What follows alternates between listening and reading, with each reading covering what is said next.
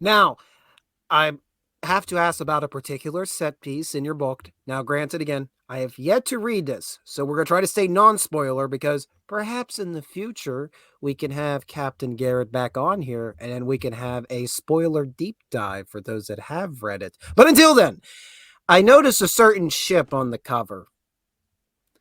The Yes, USS Philadelphia. you noticed that, did you? You are a Yes. man who knows his history. Very good. Perhaps is this the same Philadelphia that met an unsavory end off of the harbor of Tripoli?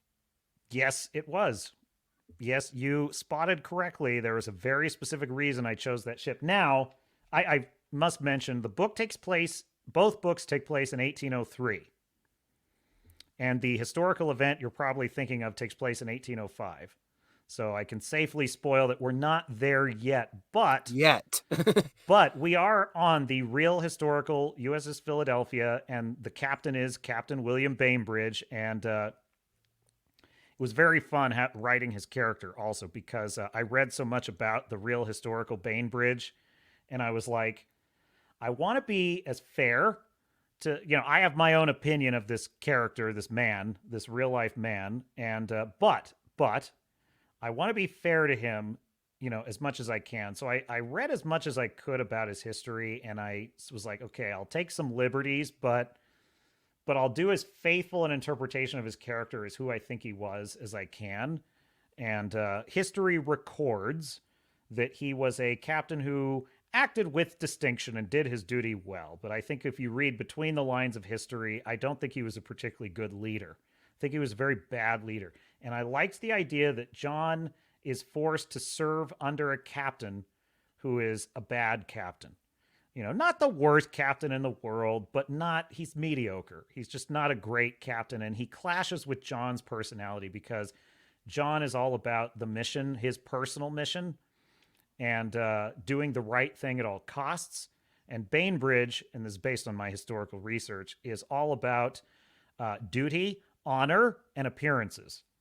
And that is the opposite of what John Sullivan cares about. But also John Sullivan is a man who needs a mentor. He desperately needs a mentor because he's kind of off the reservation a lot of the time.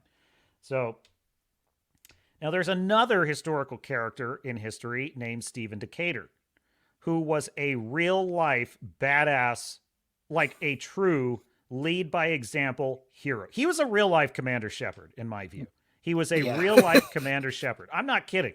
Um, he led brave missions himself. He was great with a sword. He was excellent as a fighter. He was a masterful commander, and he wound up an admiral in the War of 1812. And so my kind of plan is that both Bainbridge and Decatur will factor into John's story. It's funny.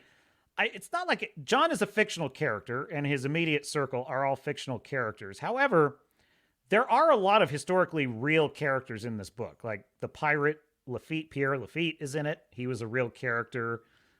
Whenever I could include a real historical figure, I did, and I always tried to be as faithful to them and interpret who their personality would be. Like, for example, with Bainbridge, I was trying to interpret, like, I don't know as much as I want to know about his life, but I do know that, like, he famously got the signature. He was very proud of getting an autograph by his favorite stage actor. He loved the theater. He was big into plays. When he was in Oh, captivity on the wow. Barbary Coast, he would put on Shakespearean plays with his Oh my officers. They God. would all.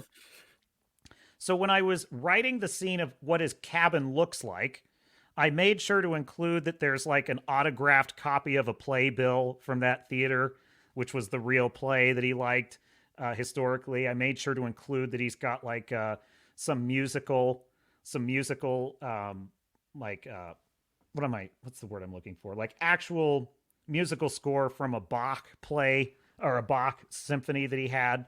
So I basically drew from like what I knew of his real life personality, and I just extrapolated that to what might his cabin be decorated with. So little things like I that is kind love of that. It's the yeah. little details that definitely take this from being a two-dimensional person that's in a black and white, boring textbook, and it's like, oh my god, this is a real person. They lived. Like this whole just mentioning that this guy has an autograph for this famous, stage player, and it's like, how many people today, go after and seek out autographs, and like that's their most coveted possessions.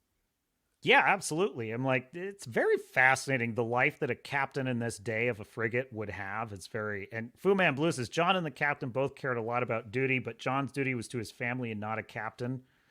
It's like, yeah, exactly. And that's part of John's journey as a character is he's got to learn lessons as he goes through the story, and that's part of his arc as well. But he just happened to find a bad teacher in Bainbridge who kind of sets up a kind of rivalry with him, and so it's an important factor. But like, um, I just really I wanted to create as much as I could. There's one event that happens in the novel that's actually an important little thing that does happen that gets John in trouble, and it's there's an officer. This is a real historical event that happened. There's an officer sleeping on the deck, an old seaman, and one of the young midshipmen who were totally out of control on that ship. Like that was well documented that he ran actually kind of bad officers. He really did. So the midshipmen, if you don't know, are like, which you would certainly know, are like, they could be as young as 10 years old Yeah. in those days. They are officers in training. But the way they were on Bainbridge's ship is they were out of control. They were being little brats, and he was not. And they're supposed to be learning to be gentlemen, right? And so, by the standards of the time, Bainbridge was doing a bad job with these boys. Well, one of them threw a bucket of water on a sleeping seaman who was sleeping on the deck, what they call the spar deck, which is the open top deck. And the sailor was so startled he didn't know who he was talking to. Oh, what the fuck? And he basically ranted a bunch of profanity. Then he looked up and saw that it was an officer, right? Because even though it's a 12-year-old boy, to him, that is an officer. And back in those days, punishments for insubordination were not a talking to. It was severe. It was severe.